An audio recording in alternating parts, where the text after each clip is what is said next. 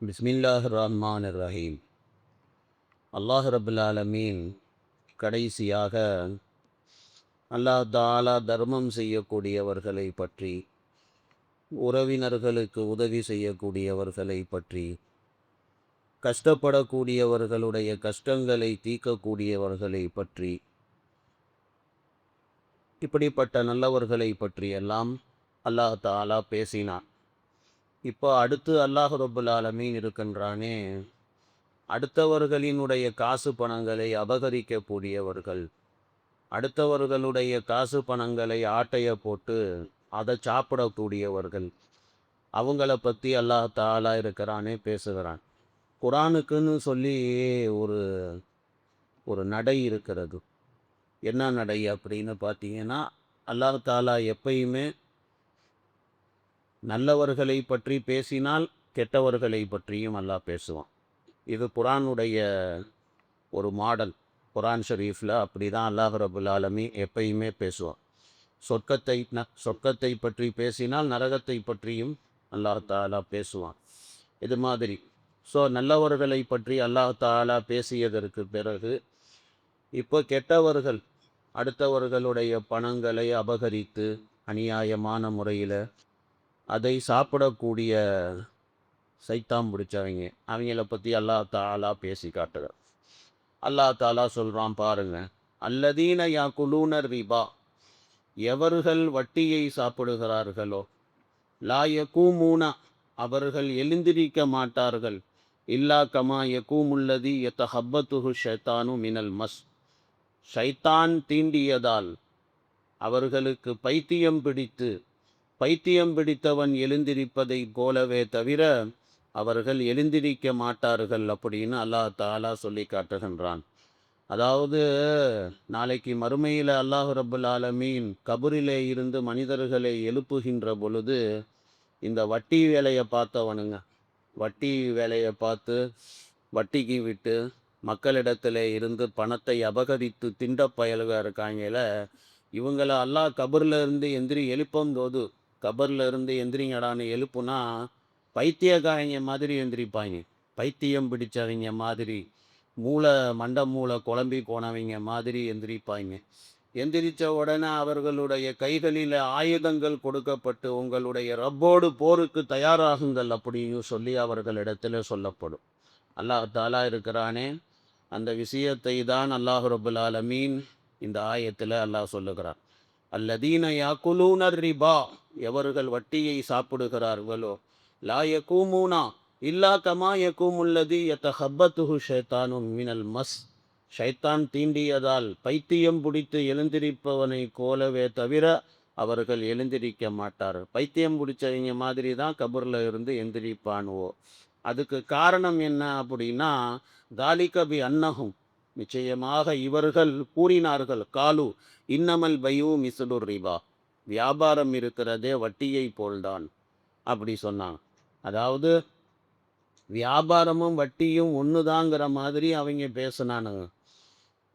வியாபாரமும் ஒன்று தான், வட்டியும் ஒன்று தான். இந்த வாசகத்தை நீங்கள் நல்லா கவனிச்சிங்கன்னா உங்களுக்கு தெரியும்.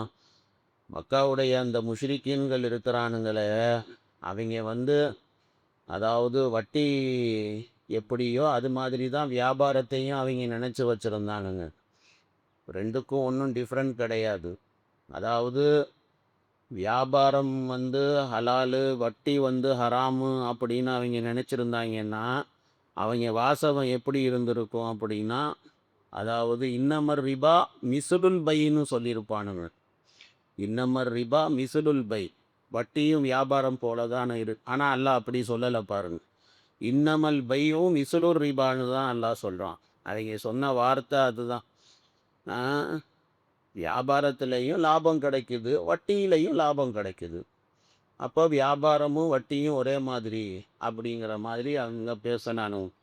வஹல்லல்லாஹுல் பையா வஹர்ரமர் ரிபா, அல்லாஹ் தாலா வியாபாரத்தை அல்லாஹ் ஹலாலாக்கி இருக்கிறான், வட்டியை அல்லாஹ் ஹராமாக்கி இருக்கிறான். இது அல்லாஹ்வுடைய வாசகமாகவும் எடுத்துக்கொள்ளலாம், அல்லது அந்த முஷ்ரிக்கீன்களுடைய வாசகமாகவும் எடுத்துக்கொள்ளலாம். அல்லாஹ்வுடைய வாசகமாக எடுத்துக்கொண்டால் அல்லாஹ் வியாபாரத்தை ஹலாலாக்கி இருக்கிறான், வட்டியை அல்லாஹ் ஹராமாக்கி இருக்கிறான்.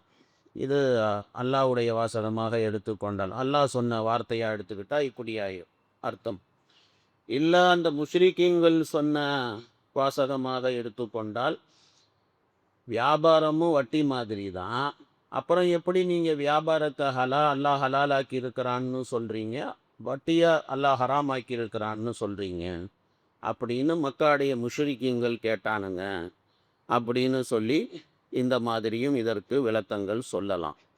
இரண்டு விதமாகவும் சொல்லலாம். உலமா பெருமக்கள் தஃசீருடைய கிதாபுகளில் அந்த மாதிரி தான் இதற்கு விளக்கங்கள் எழுதியிருக்கிறார்கள்.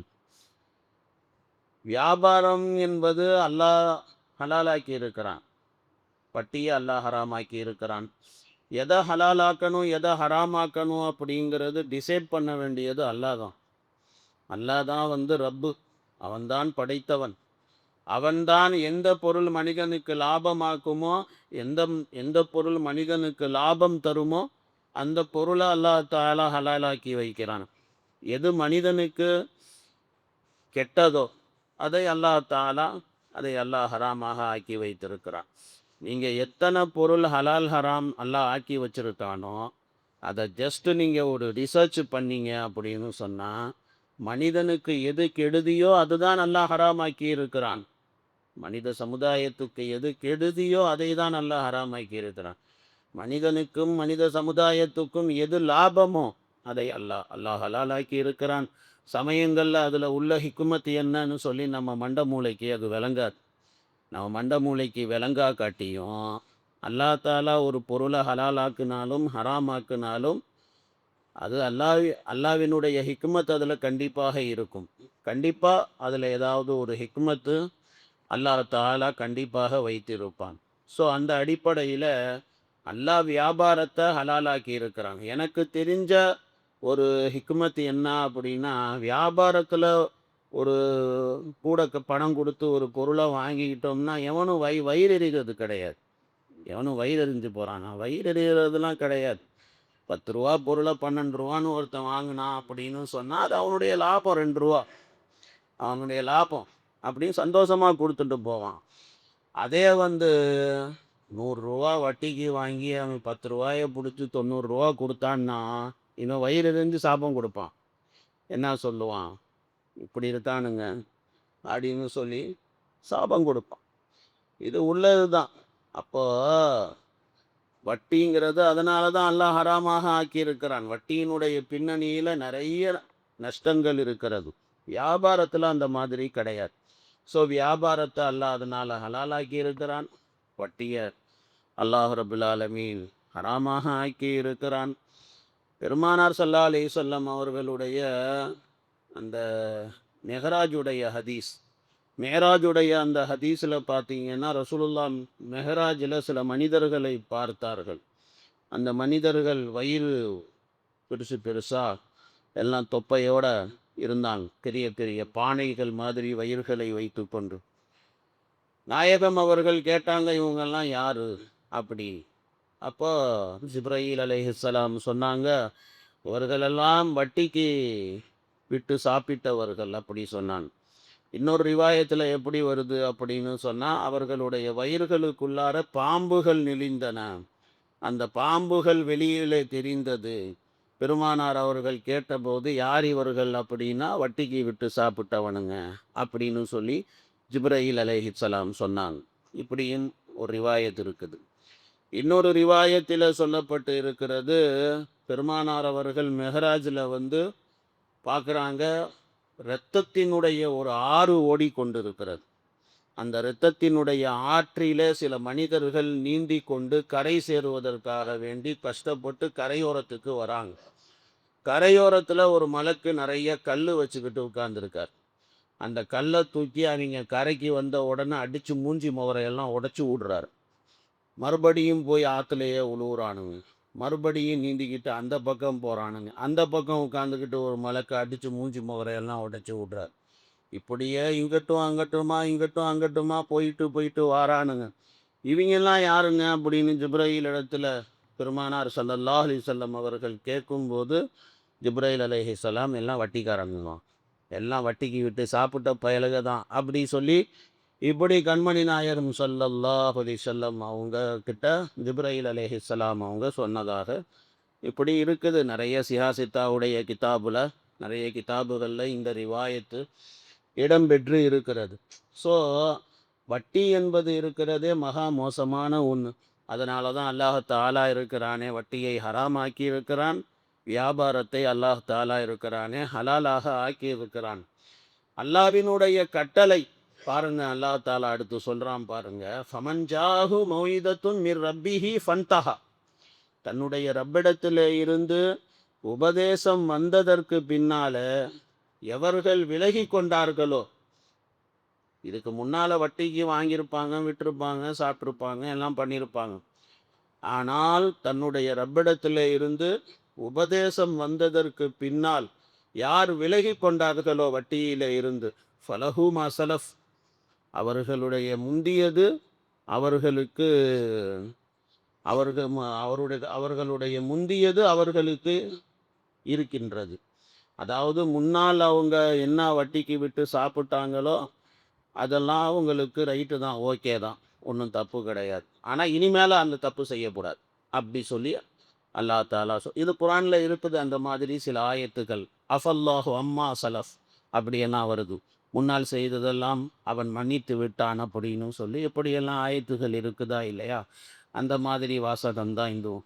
ஃபலது மாசலஃப், எது போயிட்டோ, எது முன்னால் போயிருச்சோ அதெல்லாம் சாப்பிட்டது அவர்களுக்கு கூடும் தான், அது ஆகுமானது தான், அதில் ஒன்றும் இது கிடையாது. வாம்ருஹு இலல்லா, அல்லாஹ்வின் பக்கம் அவர்களுடைய காரியம் இருக்கிறது. அல்லாஹ் தாலா இடத்துல அவர்களுடைய காரியம் இருக்கின்றது. அல்லாஹ் தாலா உபதேசம் எப்போ பண்ணிட்டானோ ஹராமு அது பக்கம் போவாதுன்னு, அதுக்கப்புறம் போகக்கூடாது, அதுக்கப்புறம் அந்த வியாபாரம் பண்ணக்கூடாது.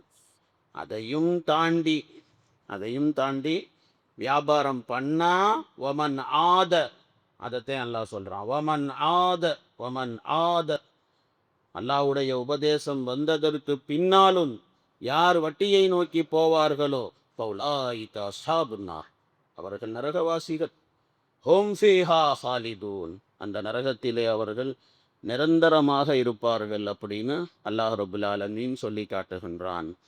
ஒரு ரிவாயத்தில் இருக்கின்றது, பெருமானார் ஸல்லல்லாஹு அலைஹி வஸல்லம் அவர்கள் ஃபத்துஹு மக்காவுடைய நேரத்தில், மக்காவுடைய வெற்றியினுடைய நேரத்தில் நாயம் ஸல்லல்லாஹு அலைஹி வஸல்லம் அவர்கள் மக்களுக்கு மத்தியில் ஏலான் செஞ்சாங்க. ஜாஹிலியாவுடைய காலத்திலே எத்தனை வகையான வட்டி இருந்ததோ எல்லா வட்டியையும் நான் என்னுடைய 2 பாதங்களுக்கு கீழே வைத்து மிதித்து நசுக்கி விட்டேன். அதிலே முதல் வட்டி என்னுடைய சிறிய தந்தை அப்பாஸ் அவர்களினுடைய வட்டியை நான் அழித்து விடுகிறேன் அப்படின்னு சொல்லி இப்படி ரசூல்லா, அவர் அப்பாஸ் ரலியல்லாஹு தஆலா அன்ஹு பல லட்சம் பல கோடி ரூபா அந்த காலத்திலேயே வட்டிக்கு விட்டு வச்சிருந்தார். வட்டிக்கு விட்டு அசலே அவ்வளோ ரூபா வரணும். நாயம் சொல்லா வட்டி இல்லாமல் அது வெறும் அசல் பணமே அவ்வளோ அவ்வளோ ரூபா வரணும். ஆனால் நாயம் ஸல்லல்லாஹு அலைஹி வஸல்லம் அசல் வட்டி எல்லாத்தையும் காலி பண்ணாங்க. ஒன்றும் வேணாம், ஒன்றும் திருப்பி வேணாம் அப்படி சொல்லி சொன்னாங்க. அல்லாஹ் அசல் திருப்பி வாங்காதன்னு சொல்லலை, அசலை வாங்கிக்க, வட்டி வாங்காது. அசல் என்னவோ அந்த அசலை வாங்கிக்க, ஆனால் வட்டி வேணாம், வட்டியை விட்டுரு அப்படி சொல்லி இப்படி அல்லாஹ் ரப்புல் ஆலமீன் இருக்கிறானே. இந்த ஆயத்தை தான் நாயம் ஸல்லல்லாஹு அலைஹி வஸல்லம் அப்போ அந்த நேரத்தில் ஓதி காட்டினான். ஃபமன் ஜாஅஹு மௌஇதத்தும் மிர் ரப்பிஹி ஃபன்தஹா ஃபலஹு மா ஸலஃப், தன்னுடைய ரப்பினுடைய உபதேசம் வந்ததற்கு பின்னால் யார் விலகி கொண்டார்களோ ஃபலஹு மா ஸலஃப் வம்ருஹு இலல்லாஹ். ஆனால் வமன் ஆத, யார் மறுபடியும் வட்டியின் பக்கம் திரும்பினார்களோ உபதேசம் அல்லாஹ் செய்ததற்கு அப்புறமும் ஃபௌலாயிக அஸ்ஹாபுன்னார், அவன் நரகவாசி. ஹும் ஃபீஹா ஹாலிதுன், அந்த நரகத்திலே அவன் நிரந்தரமாக இருப்பான் அப்படின்னு சொல்லி இந்த ஆயத்தை கண்மணி நாயம் ஸல்லல்லாஹு அலைஹி வஸல்லம் ஃபத்ஹ மக்கா நேரத்தில் இப்படி ஓதி மக்களுக்கு சொன்னாங்க. இனி மேலே வட்டி பக்கம் எவனும் போயிடாத, வட்டிக்கு நீ என்ன பேர் வச்சாலும் சரி, நீ வட்டிக்கு என்ன வட்டி, கந்து வட்டி, அந்த வட்டி, இந்த வட்டி, சூப்பர் வட்டி, சூப்பர் ஃபாஸ்ட் வட்டி, மீட்ரு வட்டி, என்னென்னமோ பேர் சொல்கிறாங்களா இல்லையா, எந்த வட்டியாக இருந்தாலும் சரி அது எதுவுமே கூடவே கூடாது. அல்லாஹ் தாலா ஹராம் ஆக்கிட்டான். இது ரசூல்லா அப்பயே ஃபத்துர் மக்கா நேரத்திலேயே சொல்லிட்டாங்க. எல்லா வகையான வட்டியும் க்ளோஸ். இனிமேல வட்டியெல்லாம் யாரும் வாங்காதீ விடாதீங்க அப்படிங்க. அதனால தான் வந்து இஸ்லாமிய சட்டத்தின் அடிப்படையில பேங்க் டிரான்சாக்ஷனும் கூட அது வந்து இஸ்லாமிக் பேங்க்ஸ்லாம் வந்து இன்ட்ரடியூஸ் பண்றாங்க. இப்போ பாகிஸ்தான்ல மௌலானா தக்கி உஸ்மானி சாப் இருக்காங்க. அவங்க வந்து துபாய் போன்ற அந்த நாடுகள்ல வந்து இன்ட்ரெஸ்ட் இல்லாத இஸ்லாமிக் பேங்க்ஸ் அப்படின்னு சொல்லி பேங்க்கு கூட இப்போ வந்து இஸ்லாமிக் பேங்க் வந்து அறிமுகப்படுத்தப்படுகிறது. அது மாதிரி வட்டி இல்லா பரிவர்த்தனை அந்த மாதிரி. அதுதான் வந்து இஸ்லாம் நமக்கு சொல்லக்கூடிய பரிவர்த்தனை அதுதான். இன்னைக்கு உலகம் எப்படி ஆயிருச்சுன்னா, பேங்க் சிஸ்டம் இல்லாம எப்படி வியாபாரம் பண்ண முடியும்? ஆ, பேங்க் சிஸ்டம் அப்படின்னு சொன்னாலே ஒரு வட்டி. ஆனா வட்டியில எவ்வளோ முசீபத் இருக்குன்னு சொல்லி அல்லாஹ் தாலா இந்த ஆயத்தின் மூலமாக அல்லாஹ் தாலா சொல்றான். இன்னொரு ரிவாயத் ஒன்று எனக்கு ஞாபகம் வருது. ஹஜ்ரத் ஸைத் இப்னு அர்கம் ரலியல்லாஹு தஆலா அன்ஹு அவங்களுடைய வலது ஒருத்தவங்க இருந்தாங்க. அவங்க வலதுன்னு சொன்னா, அதாவது அடிமையை வந்து குழந்தைக்காக பயன்படுத்தி அந்த அடிமையின் மூலமாக குழந்தை தனக்கு பிறந்துருச்சு அப்படின்னு சொன்னா, அந்த அடிமைக்கு அந்த அடிமை பெண்ணுக்கு உம்முல் வலத் அப்படின்னு சொல்லுவாங்க.